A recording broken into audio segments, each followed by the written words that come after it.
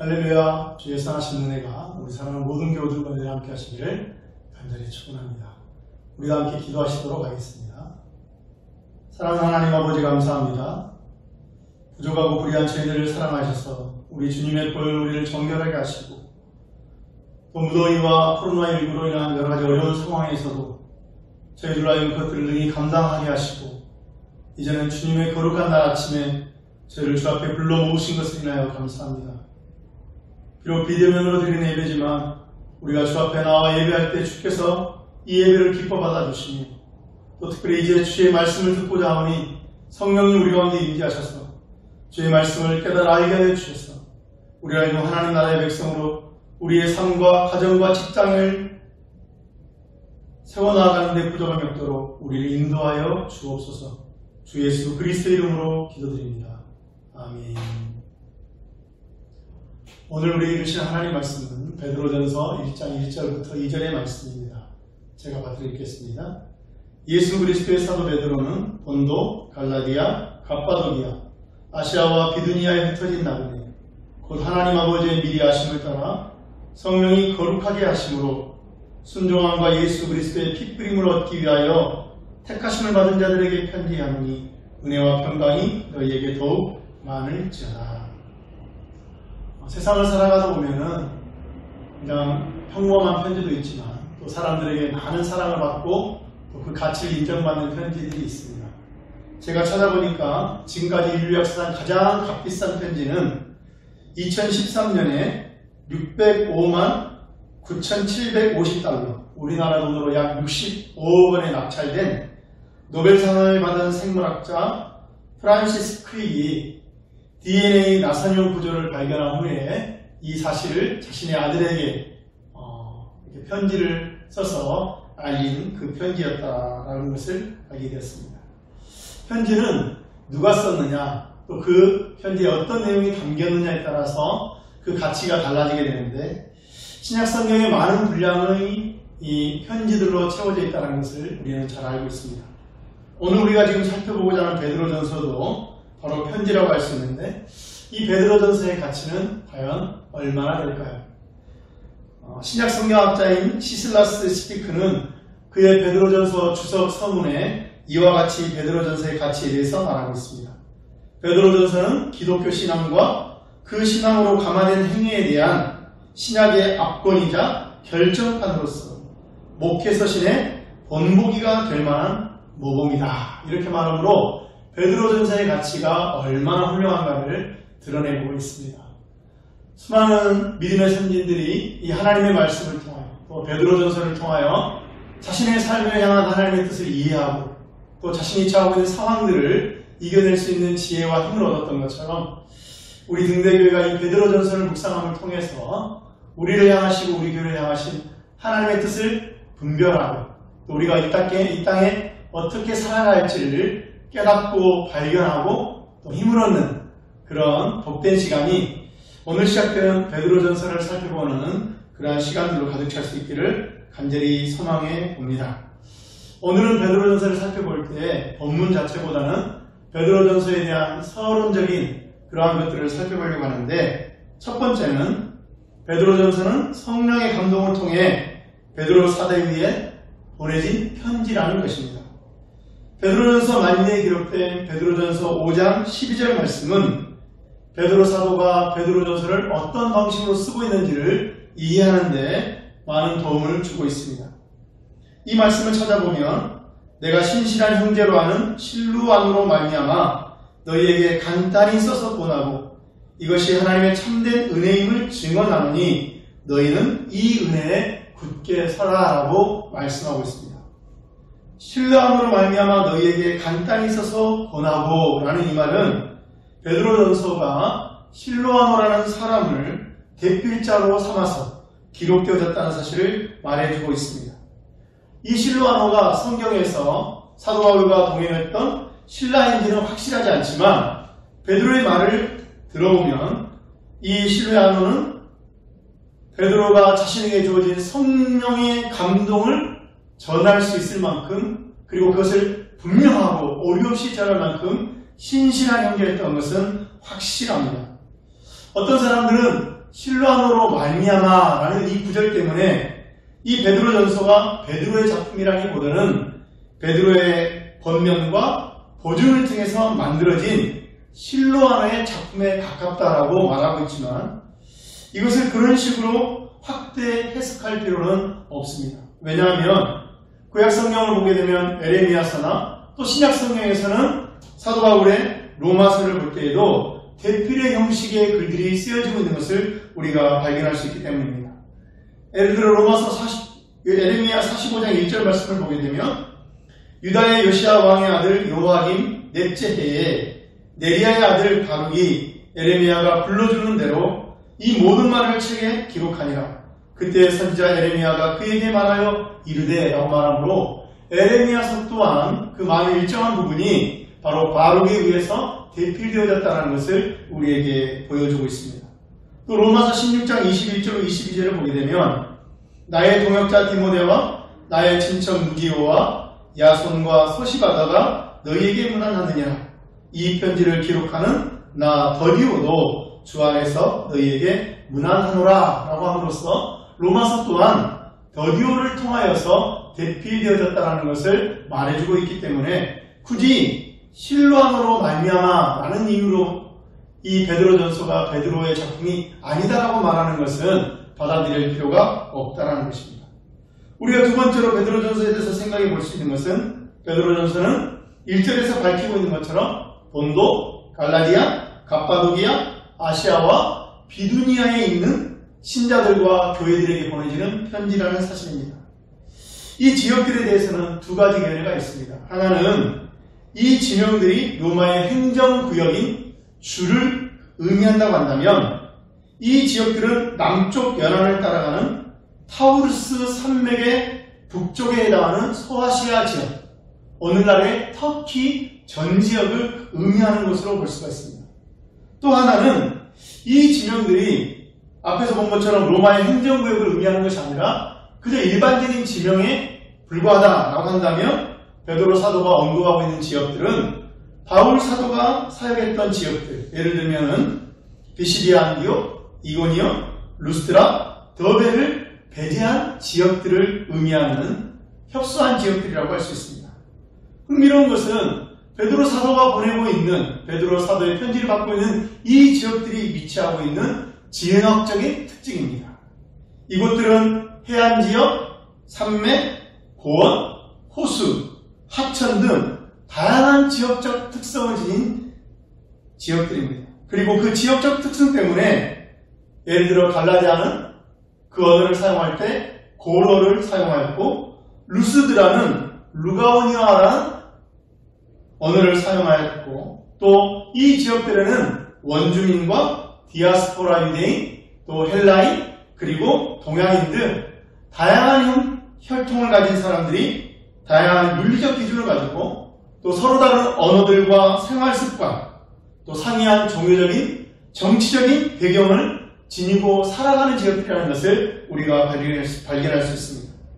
이렇게 다양한 문화와 언어, 그리고 민족들에게 오늘 베드로 사도의 편지가 보내지고 있다는 사실을 보면서 우리는 다시 한번 마태복음 28장에서 예수님이 내셨던 대위임명령을 기억해 볼 필요가 있습니다. 마태복음 28장 19절 20절을 보게 되면 우리가 잘 알고 있는 것처럼 예수님은 이렇게 말씀하십니다. 너희는 가서 모든 민족을 제자로 삼아 아버지와 아들과 성령의 이름으로 세례를 주고 내가 너희에게 분부한 모든 것을 가르쳐 지키게 하라. 볼지어다 내가 세상 끝날까지 너희와 항상 함께 있으리라 하시니라. 예수님은 말씀하십니다. 너희는 가서 모든 민족으로 서로 다른 언어를 쓰고 서로 다른 전통을 가지고 있는 이 땅에 있는 모든 사람들에게 나아가 복음을 전하라고 말씀하고 계시는데 오늘 베드로 사도의 말씀을 통하여 주님이 말씀하신 대로 복음이 모든 민족을 향하여서 나아가고 있다는 것을 어디든지 어느 누구에게든지 상관하지 않고 복음이 선포되어지고 있고 그리하여 복음을 듣게 되고 그 복음으로 말미암아 하나님의 백성으로 거듭나는 역사가 주의 몸된 교회가 세워지고 있다는 것을 우리가 발견하게 됩니다. 흥미로운 것은 이 본도는 바울 사도의 동역자였던 브리스길라와 아굴라의 고향이기도 할 뿐만 아니라 바울 사도가 제2차 선교 여행 때 가고자 했던, 그럼에도 불구하고 성령으로 말미암아 갈 수 없었던 바로 비두니아가 속한 지역이 바로 본도라는 사실입니다.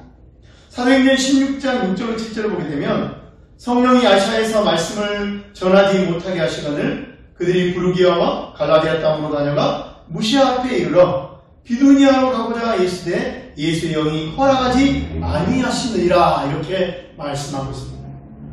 바울이 아시아에게 복음을 전하기를 원했지만 또 비두니아로 가기를 원했지만 성령께서 아시아에 말씀을 전하지 못하게 하셨고 또한 비두니아로 가지 못하도록 하셨다는 것을 성경은 말씀하고 있습니다. 주님께서는 바울 사도가 아시아 지역에 복음을 전하지 못하게 하셨습니다. 그럼에도 불구하고 오늘 베드로 사도의 편지를 보게 되면 그 비두니아가 속한 아시아 지역들의 교회가 세워지고 있는 것을 우리가 보게 됩니다. 바울이 복음을 전하지 못했어도 성령님의 인도하심을 받은 그 누군가에 의해서 하나님의 복음이 이 땅 가운데 선포되어지고 교회가 세워지게 된 것을 우리가 보고 있다는 것입니다. 다시 말하면 바울은 바울대로 하나님이 택하신 또 다른 사람들은 또 그들의 각각의 부르심을 따라 복음을 선포하였고, 그리하여 복음은 원래 하나님이 계획하셨던 것처럼 우리 주님이 명령하셨던 것처럼 모든 민족을 향하여 흘러나가고 있는 것입니다. 여기에서 우리의 열심과 또 하나님의 인도하심에 대해서 생각해 볼 수가 있습니다.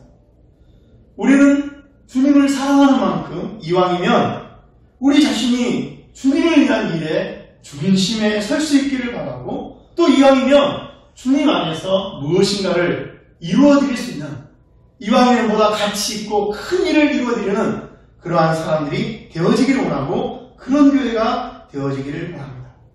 그래서 뜻을 세우고 주님의 말씀에 순종하고 수고하고 애써서 주의 말씀을 전하고 주의 몸된 교회를 세워갑니다. 그런데 우리의 그런 마음에도 불구하고 종종 우리는 우리가 기대하지 못했던 현실을 마주대하게 될 때가 있습니다. 우리가 원하고 우리가 기대했던 대로 사역이 이루어지지 않고 또 우리의 기대에 부응하지 못하는 사역의 열매를 마주대해야 될 때가 우리 가운데 있다는 것이죠. 그런 때가 되면 우리는 우리 자신이 뭔가 주님 앞에 불충했기 때문인가라는 자책감을 가질 때도 있고, 때로는 나는 이렇게도 주님을 사랑하고 주님을 위하여 크게 일하고자 하는데 왜 주님은 이러한 일을 허락하지 않으실까라는 주님에 대한 서운함 속에서 내가 가도록 요구받고 있는 이 길, 주님이 내게 허락하신 이 상황 앞에서 더 이상 나아가기를 원하지 않고 실망감 가운데 의욕을 잃어버리고 달리던 걸음을 멈추고 싶은 그런 유혹에 빠질 때가 있을 수 있습니다. 바로 그러한 우리들을 향하여서 오늘 베드로 전서는 무엇을 우리에게 보여주고 있는 것입니까? 비록 바울 사도가 마음에 두었지만 비두니아는 처음부터 바울 사도가 갈 곳이 아니었습니다. 바울 사도가 가야 할 곳은 빌립보였고 비두니아에는 성령께서 택한 다른 사람이 가야 했던 것처럼 우리를 통해 이루시고자 하시는 교회와 신자의 신자됨과 사역의 열매라는 것이 언제나 우리의 뜻과 성령님의 뜻이 일치하는 것이 아니라 때때로 우리의 뜻과 또 우리를 이끄시는 성령님의 뜻과 다를 수 있다는 사실을 우리는 인정할 필요가 있습니다. 그리고 하나님이 우리의 순종과 헌신으로 맺은 열매에 대해서 우리가 기대했던 만큼 또는 원하는 만큼이 아니었다는 이유로 낙심하거나 불평할 필요가 없다는 것을 분명히 인식해야 됩니다. 다른 이가 맺은 열매에 대해서도 상대적으로 부족하다라고 부끄러워할 필요도 없습니다. 고린도전서 12장 17절 18절 말씀을 보게 되면 만일 온몸이 눈이면 듣는 곳은 어디며 온몸이 듣는 것이면 냄새 맡는 곳은 어디냐. 그러나 이제 하나님이 그 원하시는 대로 지체를 각각 몸에 두셨다라고 말씀하고 있습니다. 그렇습니다. 온몸이 눈이면 듣는 곳은 어디 있겠습니까? 그죠? 네. 큰 사역이나 작은 사역이나 상관이 없는 것입니다. 5달란트나 1달란트나 상관이 없는 것입니다. 큰 교회나 작은 교회나 상관이 없습니다. 다 하나님의 뜻에 따라 하나님이 맡기신 대로 달려온 소중한 충성된 발걸음이요, 이러한 모든 것들을 모으면 우리가 그렇게나 소망하던 하나님의 나라가 완성되는 것입니다.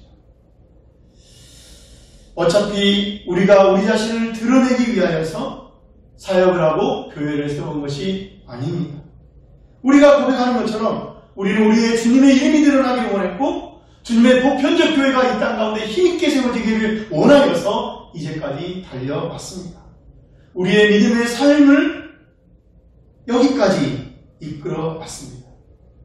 우리의 간절한 소망대로 우리의 원하는 것이 아닐지라도 우리를 통해 이루신 그 일들이 나의 마음에 안 든다고 불평할 것이 아니라 어찌되었든지 주님의 이름이 높여지고 있다는 사실을 통하여, 비록 나는 작은 열매를 맺는 것에 불과하지만 주님이 택하신 다른 사람을 통하여 큰 열매가 맺혀지고, 이러한 큰 열매와 작은 열매가 모두어져서 하나님의 나라를 이룬다는 사실, 주의 몸된 교회를 이룬다는 사실을 생각하면서 우리는 주님 안에서 기뻐하고 기뻐할 필요가 있다는 것입니다. 사도 바울은 성령의 감동을 통하여 빌립보서 1장 18절에서 이렇게 말합니다. 그러면 무엇이냐? 거칠애로 하나 참으로 하나 무슨 방도라든지 전파되는 것은 그리스도니 이로써 나는 기뻐하고 또한 기뻐하리라. 우리가 보지 못하는 것을 이미 보시고 우리가 생각지 못한 것을 이미 생각하시는 하나님의 지혜와 뜻과 경륜과 섭리가 있습니다. 그 섭리가 지금도 우리를 이 자리로 인도하셨고 또 이끄신다는 사실을 우리는 잊지 말아야 한다는 것입니다. 베드로전서를 생각해 볼 때 또 우리가 세 번째 생각해 볼 수 있는 것은, 역사학자들은 이 베드로전서가 베드로 사도가 순교하기 전인 AD 64년부터 68년 사이에 기록된 것으로 보고 있다는 것입니다. 이 시기는 베드로전서의 배경과 메시지를 이해하는데 매우 중요한 역할을 하고 있습니다. 교회는 처음부터 복음을 전하면서부터 이방인과 유대인들에 의해서 오해와 질시를 받아야 했고, 그런 까닭에 복음이 전해지고 교회가 세워지는 곳마다 많은 핍박과 어려움을 겪어야 했습니다. 신약성경의 역사사라고 말할 수 있는 사도행전을 살펴보더라도 사도행전 10장에 등장하는 스데반의 순교, 12장에 나타나는 야고보의 순교가 예루살렘에서 이루어진 유대인과 헤롯 왕에 의한 핍박이라고 한다면, 13장의 비시디아 안도, 14장의 이고니온, 루스드라, 17장의 데살로니가, 18장의 고린도에서는 유대인의 충동과 선동에 의한 이방인들이 합세하여서 교회를 핍박하고 있는 것을 우리가 보게 됩니다. 또 16장의 빌립보와 19장의 에베소에서는 전적으로 이방인들에 의해서 교회가 핍박을 받는 장면을 우리가 볼 수 있습니다.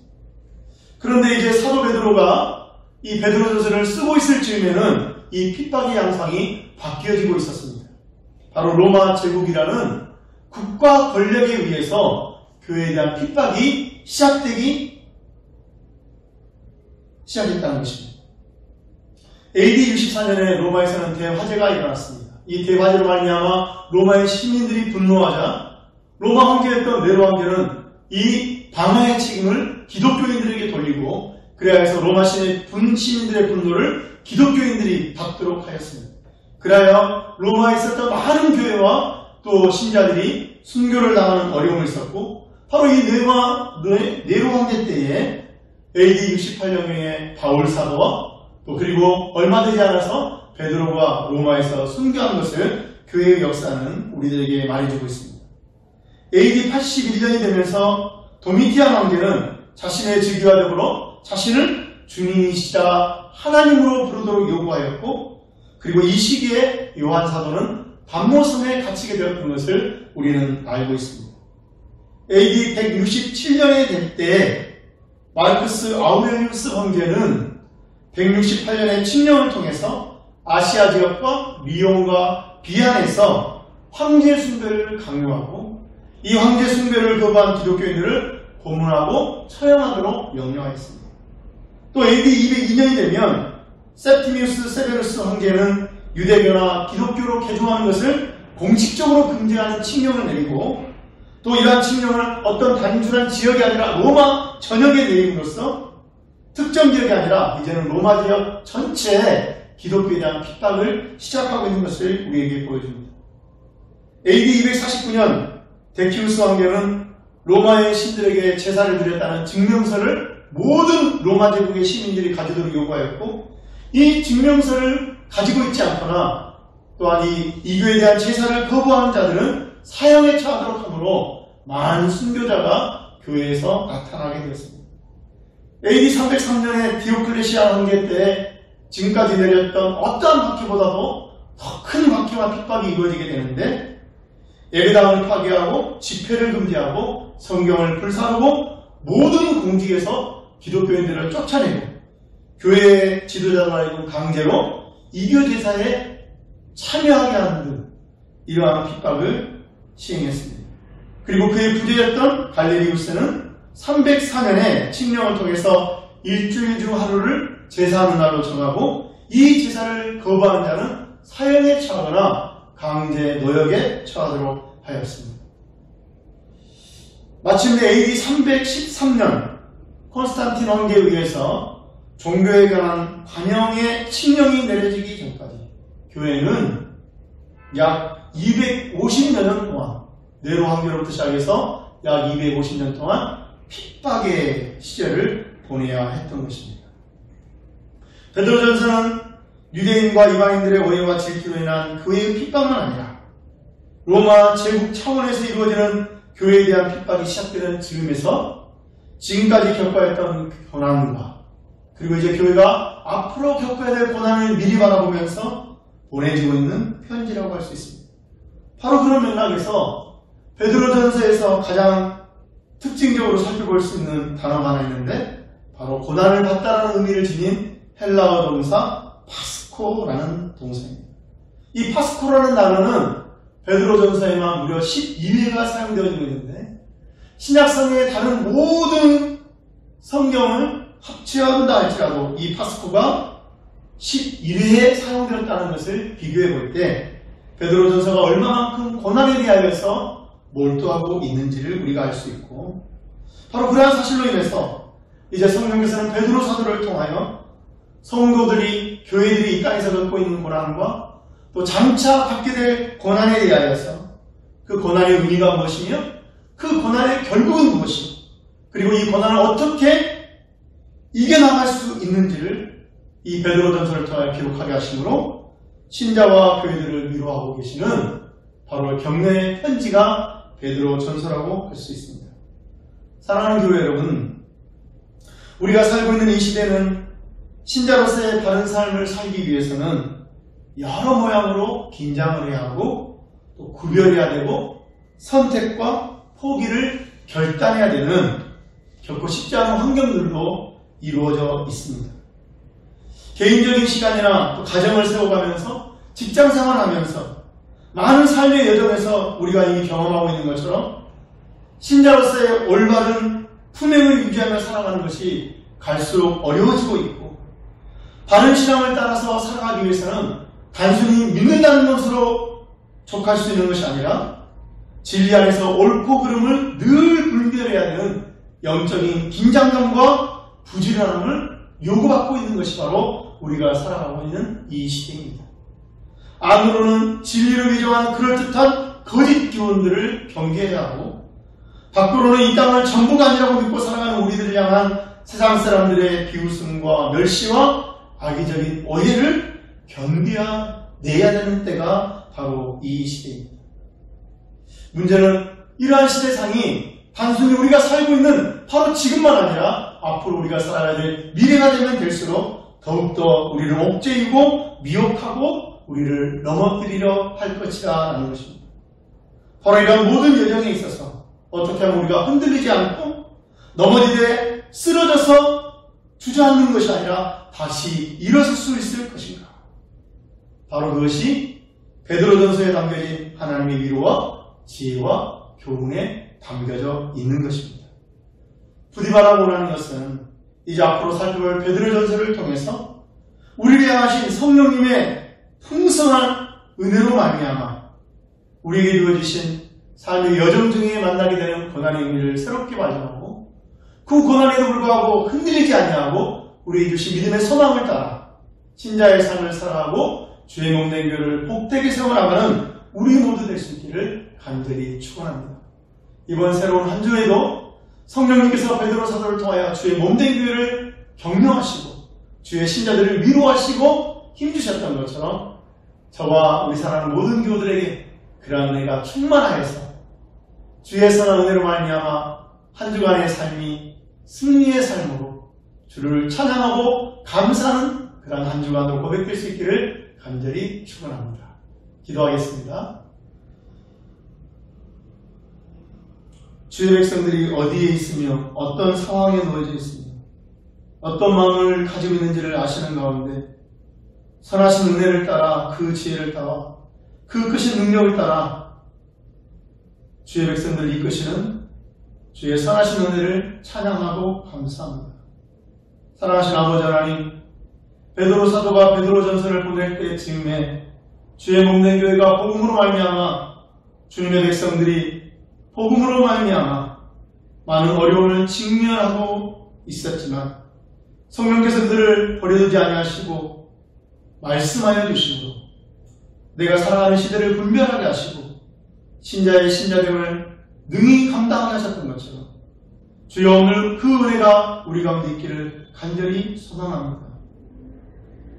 올바른 신자의 삶을 살아가기가 갈수록 어려워지고 주님이 기뻐하시는 건강한 교회를 세워가는 것이 참으로 힘든 이때에 주의 말씀의 인도하심을 따라 우리로 하여금 신자의 바른 신자됨을 세워나갈 수 있게 해주시고 주님이 기뻐하실 만한 주의 몸된 교회를 잘 세워나갈 수 있는 우리 모두 될 수 있도록 은혜를 더하여 주시옵소서.